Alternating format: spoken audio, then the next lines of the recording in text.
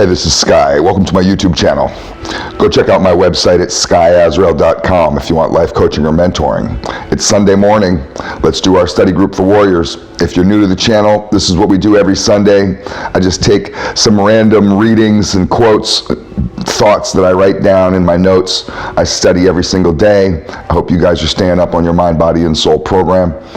Let's just get right into it. Let's talk about fatherhood, Father's Day. Happy Father's Day to everybody out there. I want to talk about honoring your father. I want to talk about the roles of fatherhood, what it means to be a father.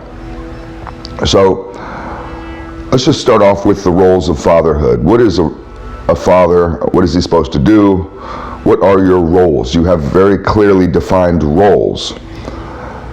And this is what you're supposed to be up to. Number one, the roles of fatherhood. Love the mother. You're supposed to love the mother.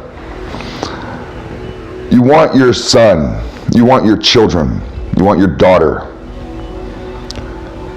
to see you loving your wife. Those times on the couch when you guys are watching movies as a family and you're being affectionate, you got your arm around your woman, maybe you're kissing a little bit. It's incredibly important for a kid to see their parents kissing and hugging and see the father loving the mother. This imprints on them, teaches them what love is and how to love, and it stays with them for the rest of their lives. So it's important, as a father, in your role as father, to love the mother and to love her properly. And you may want to understand what love is, because a lot of your role as father has to do with love.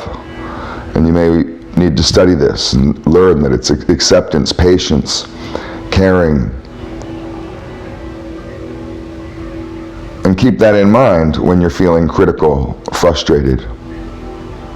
And remember who's watching. Kids watch every single thing you do. Nothing gets by them. The second one in your roles of fatherhood is to love the children. Not all fathers love their children. Not all fathers show it. And you want to show it. You want to hold your kid. You want to be affectionate towards your kid. Have that bonding time just with you and your son, or you and your daughter.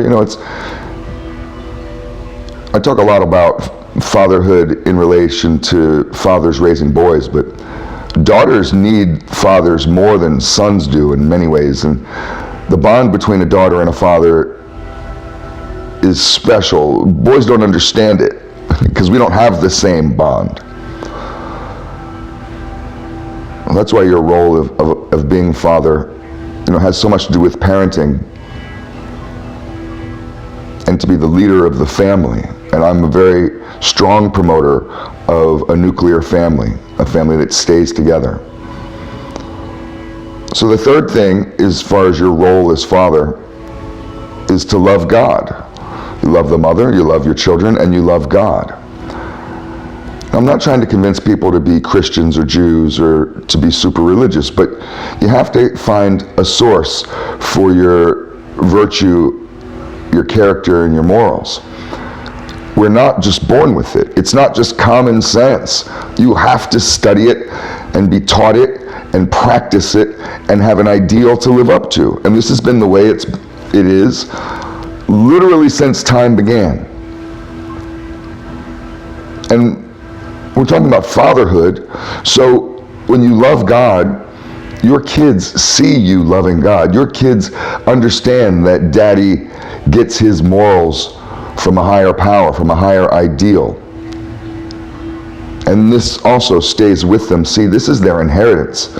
Your money, the wealth that you leave, the cars, the houses, that'll all go away. The bank could take that. Kids fight over that. What you leave your kid, their inheritance is the virtue and the morals and the character that you instill within them. And they'll remember how their dad had a disciplined practice of daily devotion. And that devotion had a meaning. And the meaning was that Daddy was always trying to be a better version of himself in order to teach us. So love God. A father's role, the role of fatherhood, is to train. So you train, you teach, you instruct. Within that training and teaching and instruction that you give to the rest of your family comes discipline. The father disciplines the kids. A role of fatherhood is to instill discipline. That's not just simply to punish. Don't get too lost in the power of punishment. Think about discipline. The role of the father is to encourage. You can't just be so critical. You send your 10-year-old kid to go wash the dishes and he misses a spot or leaves some soap on the sink. A lot of dads are pretty critical. I've seen that exact scenario. And the dad goes in and starts bitching and moaning.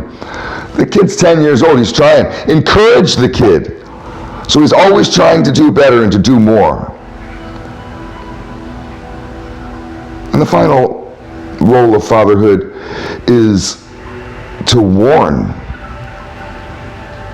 You have to warn. You're a lighthouse showing the way, but you're also the voice of reason. You're the voice that tells your son it's not a good idea. Use your words, son. Don't pick up that pistol. Learn to separate yourself from evil, son. I mean, these are the warnings that save lives.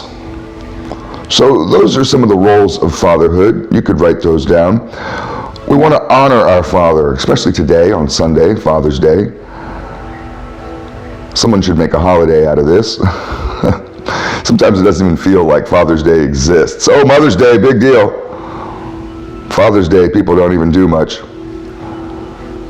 But we should honor thy father, honor our father, honor your father. Now, there's a difference between a father and a parent.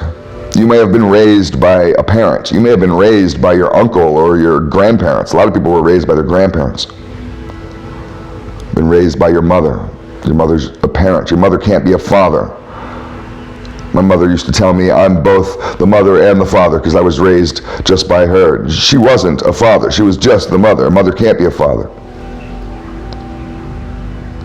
We honor thy father. You ever think about why your father, the one who created you, has the same name as God, the Father? There's your father and then there's the Father. There's a reason for that. One of the things that God does is God creates laws. And those laws, you can call it religion, and we've been following religion for thousands of years. It's not just Christianity. We've had religion for thousands of years. Because these types of laws are what holds society together. But interestingly enough, men, fathers, men on earth also create laws.